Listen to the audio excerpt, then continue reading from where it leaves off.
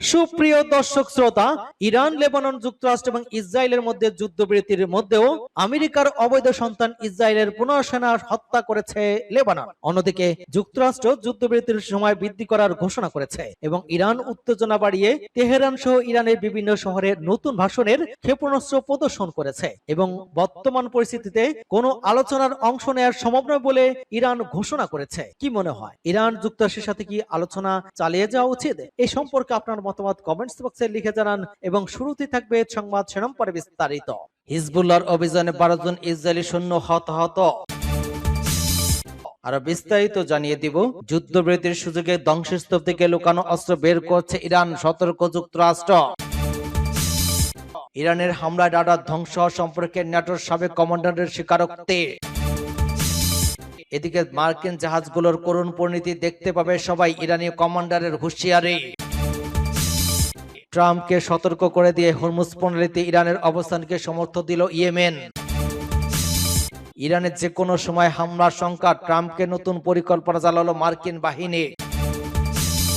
ইরানের 11 ton uranium নিতে চায় রাশিয়া, যা বললেন ট্রাম্প।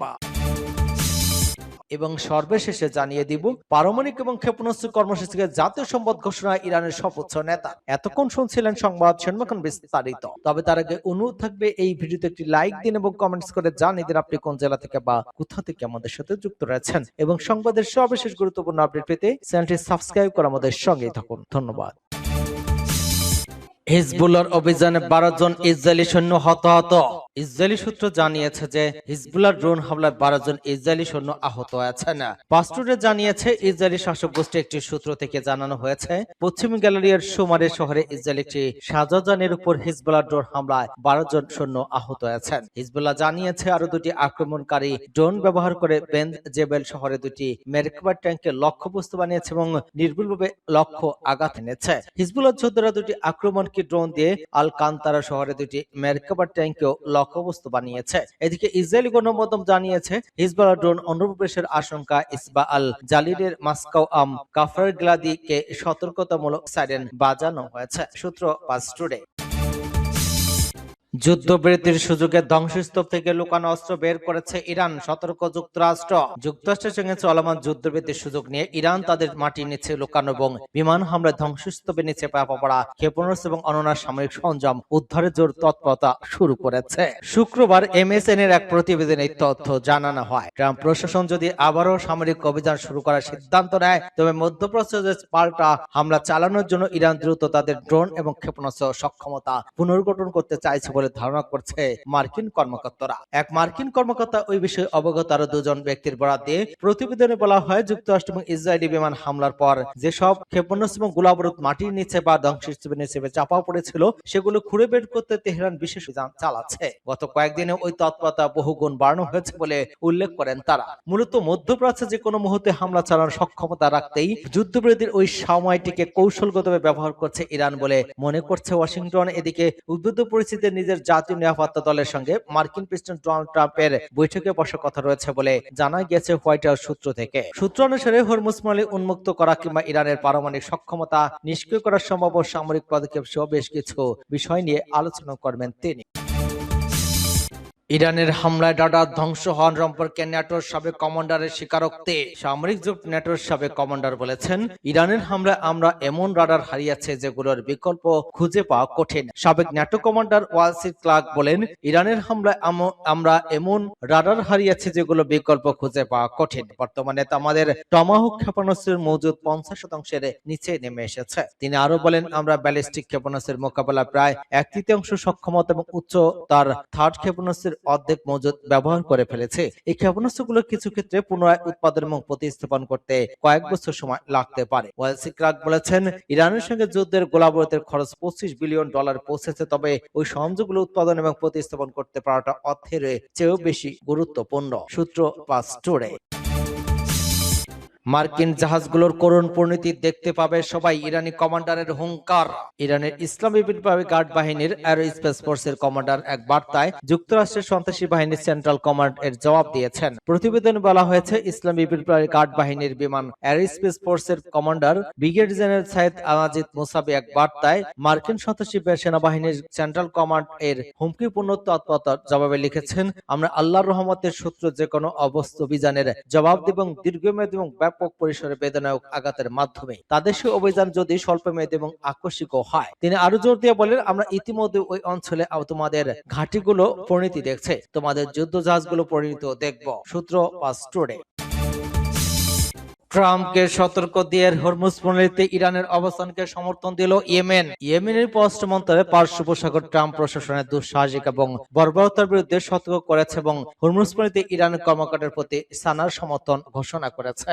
ইরানের বিরুদ্ধে পাসটুডে জানিয়েছে, ইয়েমেনের পররাষ্ট্র মন্ত্রণালয় মঙ্গলবার এক বিবৃতিতে জোর দিয়ে বলেছে যে ইসলামী প্রজাতন্ত্র ইরানের বিরুদ্ধে মার্কিন যুক্তরাষ্ট্র এবং ইসরায়েলি আগ্রাসন এবং ওমান সাগরে মার্কিন দস্যুবৃত্তি বিশ্বকে এক চড়া মূল্য দিতে বাধ্য করেছে, যার প্রতিফলন ঘটেছে পণ্য সরবরাহ এবং সামুদ্রিক পরিবহনে বিশৃঙ্খলা, পরিবহন খরচ বৃদ্ধি এবং জ্বালানি এবং খাদ্যের মূল্য বৃদ্ধির মাধ্যমে। ইয়েমেনের পররাষ্ট্র মন্ত্রণালয় ওমান সাগরে মার্কিন দস্যুবৃত্তি ইরানের বাণিজ্যিক জাহাজে হামলা এবং এর নাবিকদের গ্রেপ্তারের নিন্দা জানিয়েছে এবং এই পদক্ষেপে আন্তর্জাতিক আইন এবং নৌ চলাচলের স্বাধীনতার সুস্পষ্ট লঙ্ঘন বলে অভিহিত করেছে। বিবৃতিতে হরমুজ প্রণালীতে ইরানের কর্মকাণ্ডকে এবং নিরাপত্তা হুমকি মোকাবেলায় দেশগুলোর আত্মরক্ষা এবং নিজ জলসীমায় জাহাজ চলাচল সীমিত করার অধিকারকে বৈধ বলে স্বীকৃতি দেওয়া হয়েছে। এতে জোর দিয়ে বলা হয়েছে যে হরমুজ প্রণালীর পরিস্থিতি একমাত্র সমাধান হলো ইসলামী প্রজাতন্ত্র ইরানের বিরুদ্ধে মার্কিন ইসরায়েলি আগ্রাসনের মূল কারণগুলো চিহ্নিত করা। ইয়েমেনের পররাষ্ট্র মন্ত্রণালয় এই অঞ্চলের বাইরে কিছু সুবিধাবাদী এমন কোন পদক্ষেপ না নেওয়ার জন্য সতর্ক করেছে যা পরিস্থিতিকে আরো জটিল করে তুলবে এবং সরবরাহ ব্যবস্থা, জ্বালানি মূল্য এবং বিশ্ব অর্থনীতির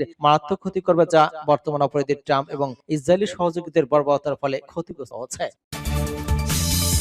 ইরানের যে কোনো সময় হামলার শঙ্কা, ট্রাম্পকে নতুন পরিকল্পনা জানালো মার্কিন বাহিনী। যুক্তরাষ্ট্র যে কোনো সময় ইরানে হামলা চালাতে পারে বলে সংবাদ মাধ্যম সিএনএন কে জানিয়েছেন মার্কিন সিনেটর। আরেক গণমাধ্যম এক্সিওসের খবরে বলা হয়, তেহরানে হামলার নতুন পরিকল্পনা নিয়ে ট্রাম্পকে ব্রিফ করেছে মার্কিন সামরিক বাহিনী। তবে নতুন করে হামলা হলে যুক্তরাষ্ট্রকে করা জবাব দেওয়ার হুঁশিয়ারি দিয়েছেন মার্কিন ইরানের সর্বোচ্চ নেতা মোস্তফা খামেনি। তবে নতুন করে হামলা হলে যুক্তরাষ্ট্রকে করা জবাব দেওয়ার হুঁশিয়ারি দিয়েছেন ইরানের সর্বোচ্চ নেতা মোস্তফা খামেনি। আবারও শোনা যাচ্ছে ইরান যুক্তরাষ্ট্রের যুদ্ধের গুঞ্জন। সিএনএন কে মার্কিন সেনেটর রিচার্ড ব্রুমতাল জানিয়েছেন, যুদ্ধবিরতি চললেও যে কোনো মুহূর্তে ইরানে হামলা চালাতে পারে ট্রাম্প প্রশাসন। আরেক গণমাধ্যম এক্সিওস কে বলেছে, ট্রাম্পের কাছে উচ্চ পর্যায়ের সামরিক ব্রিফিং এ ইরানের নতুন করে হামলা 3টি বিকল্প পরিকল্পনা তুলে ধরা হয়েছে। প্রথম পরিকল্পনা রয়েছে স্বল্পস্থায়ী এবং শক্তিশালী বিমান হামলা। দ্বিতীয় বিকল্প হরমুজ প্রণালীর আংশিক নিয়ন্ত্রণ নিয়ে বাণিজ্যিক জাহাজ চলাচল পুনরায় চালু করা। তৃতীয় বিকল্প ইরানের উচ্চ মাত্রায় সমৃদ্ধ ইউরেনিয়াম ভান্ডার দখলে বিশেষ বাহিনীর অভিযান।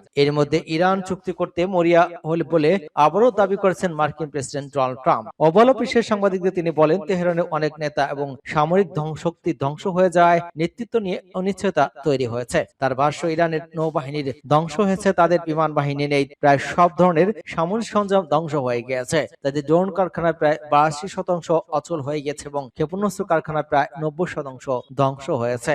একই সঙ্গে ইসরায়েলের প্রতিরক্ষা হুঁশিয়ারি দিয়ে বলেছেন, ইরানের বিরুদ্ধে ফের পদক্ষেপ নেওয়া হতে পারে। এর মধ্যে একদিন তেল আবিব প্রায় 6,500 টন সামরিক সরঞ্জাম পৌঁছানোর তথ্য দিয়েছে ইসরায়েলি প্রতিরক্ষা মন্ত্রণালয়। এমন পরিস্থিতিতে ইরানের পরমাণু এবং ক্ষেপণাস্ত্র সক্ষমতা রক্ষা করা হবে বলে চাপ জানিয়ে দিয়েছে দেশটির সর্বোচ্চ নেতা আয়াতুল্লাহ মোস্তফা খামেনি। এদিকে যুক্তরাষ্ট্রের উপর ইরানের এখন আর কোনো আস্থা নেই বলে মন্তব্য করেছেন প্রেসিডেন্ট মাসুদ পেজেশকিয়ান। এছাড়া মধ্যপ্রাচ্যে উদ্ভূত পরিস্থিতির কারণে নিজ নাগরিকদের ইরান, লেবানন এবং ইরাক ভ্রমণে নিষেধাজ্ঞা জারি করেছে আরব আমিরাত। একই সঙ্গে ওই দেশগুলোতে অবস্থানরত আরব আমিরাতের নাগরিকদের অবিলম্বে নিজ দেশে ফিরে যাওয়ার আহ্বান জানানো হয়েছে। ইরানের 11 টন ইউরেনিয়াম নিতে চায় রাশিয়া, যা বলল ট্রাম্প। 90 মিনিটের দীর্ঘ ফোনালাপে রাশিয়ার প্রেসিডেন্ট ভ্লাদিমির পুতিন মার্কিন প্রেসিডেন্ট ডোনাল্ড ট্রাম্পকে ইরানের সঞ্চিত 11 টন সমৃদ্ধ ইউরেনিয়াম সরিয়ে নেওয়ার ক্ষেত্রে সহায়তার প্রস্তাব দিয়েছেন। তবে মার্কিন প্রেসিডেন্ট এই প্রস্তাব প্রত্যাখ্যান করেছেন। ট্রাম্প জানিয়েছেন, পুতিন যেন ইরানের পরমাণু সমস্যার সমাধানের চেয়ে ইউক্রেন যুদ্ধবন্ধের দিকে বেশি মনোযোগ দেন, সেটি বেশি তিনি পছন্দ করবেন। আন্তর্জাতিক পরমাণু শক্তি সংস্থার আইএইএ এর তথ্য মতে ইরানের কাছে বর্তমান যে পরিমাণ ইউরেনিয়াম মজুত আছে তা পরমাণু অস্ত্র তৈরির জন্য একটি অত্যন্ত গুরুত্বপূর্ণ অবদান। গত 8 বছরে বিশেষ করে ট্রাম্পের প্রথম মেয়াদে যুক্তরাষ্ট্র পরমাণু চুক্তি থেকে বেরিয়ে যাওয়ার পর ইরান প্রায় 22,000 পাউন্ড বা 11 টন সমৃদ্ধ ইউরেনিয়াম সংগ্রহ করেছে। বর্তমানে তেহরানের কাছে 440.9 কেজি ইউরেনিয়াম রয়েছে, যা 60% পর্যন্ত বিশুদ্ধ। কারিগরিভাবে এই পর্যায়ে থেকে 90% বিশুদ্ধ বা অস্ত্র তৈরির উপযোগী পর্যায়ে পৌঁছানো খুব সহজ এবং স্বল্প সময়ের ব্যাপার। প্রেসিডেন্ট ট্রাম্প এই সমৃদ্ধ ইউরেনিয়ামকে পরমাণু ধূলিকণা হিসেবে অভিহিত করেছেন। তিনি সাফ জানিয়ে দিয়েছেন কোন অবস্থাতে ইরানকে পারমাণবিক অস্ত্র তৈরি করতে দেওয়া হবে না। ওই লক্ষণে ইরানের সরকারের বিরুদ্ধে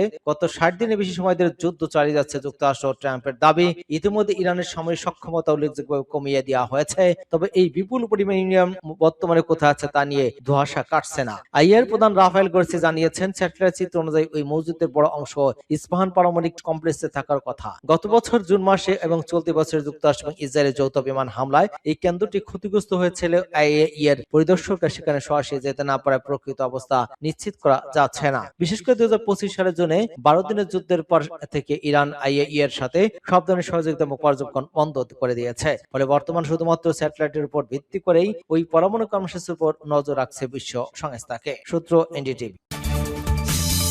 পারমাণবিক এবং ক্ষেপণাস্ত্র কর্মসূচিকে জাতীয় সম্পদ ঘোষণা ইরানের সর্বোচ্চ নেতার। পারমাণবিক এবং ক্ষেপণাস্ত্র কর্মসূচিকে জাতীয় সম্পদ ঘোষণা করেন ইরানের সর্বোচ্চ নেতা মোস্তফা খামেনি। তিনি বলেছেন, ইরান তার পারমাণবিক এবং ক্ষেপণাস্ত্র কর্মসূচিকে জাতীয় সম্পদ হিসেবে রক্ষা করবে এবং এ বিষয়ে কোনো আপোষ করবে না। যুক্তরাষ্ট্রের সঙ্গে চলমান উত্তেজনার মধ্যে ওই ঘোষণা দিলেন ইরানের সর্বোচ্চ নেতা। ইরানের রাষ্ট্রীয় টেলিভিশন প্রচারিত এক লিখিত বক্তব্যে খামেনি একথা বলেন। গত 28 ফেব্রুয়ারি ইরানের উপর যৌথভাবে হামলা শুরু করে যুক্তরাষ্ট্র এবং ইসরায়েল। ওই হামলায় মোস্তফা খামেনির বাবা তৎকালীন সর্বোচ্চ নেতা আয়াতুল্লাহ আলী খামেনি নিহত হন। এরপর মোস্তফা খামেনি সর্বোচ্চ নেতা নির্বাচিত হন। দায়িত্ব নেওয়ার পর থেকে তিনি এইভাবে বিবৃতি দিয়ে আসছেন। এই যুদ্ধে যুক্তরাষ্ট্রের লজ্জাজনক পরাজয় উল্লেখ করে মোস্তফা খামেনি বলেন, দেশের ভিতর এবং বাইরে থাকা 9 কোটি গর্বিত ইরানি নাগরিক আমাদের যা পরিচয়, আধ্যাত্মিকতা, মানব সম্পদ, বৈজ্ঞানিক শিল্প এবং প্রযুক্তিগত সক্ষমতা, ন্যানো প্রযুক্তি থেকে শুরু করে পারমাণবিক ক্ষেপণাস্ত্র সক্ষমতা পর্যন্ত জাতীয় সম্পদ হিসেবে বিবেচনা করে এবং তারা এগুলোকে দেশের পানি এবং ভূমি আকাশ সীমার মতোই রক্ষা করবে। একই বক্তব্যে খামেনি যুক্তরাষ্ট্রের পরিস্থিতি নিয়ে কড়া ভাষায় মন্তব্য করেছেন। তিনি বলেন, পারস্য উপসাগরে যুক্তরাষ্ট্রের কোনো স্থান নেই, তাদের একমাত্র স্থান হলো পানির তলদেশে। তার ভাষায়, আল্লাহর সাহায্যে এই অঞ্চলে ভবিষ্যৎ উজ্জ্বল একটি ভবিষ্যৎ, যেখানে যুক্তরাষ্ট্রের কোনো স্থান থাকবে না, বরং এটি হবে এই অঞ্চলের জনগণের উন্নয়ন, স্বাচ্ছন্দ্য এবং সমৃদ্ধির জন্য। মোস্তফা খামেনি বলেন, পারস্য উপসাগর এবং ওমান উপসাগর দেশগুলোর একটি অভিন্ন ভাগ্য এবং সামষ্টিক ভবিষ্যৎ রয়েছে। হাজার হাজার কিলোমিটার দূরে থেকে আসা বিদেশিরা এখানে লোভ বিদ্বেষ নিয়ে আসে, এখানে তাদের কোনো স্থান নেই, যোগ করেন তিনি। সূত্র গালফ নিউজ।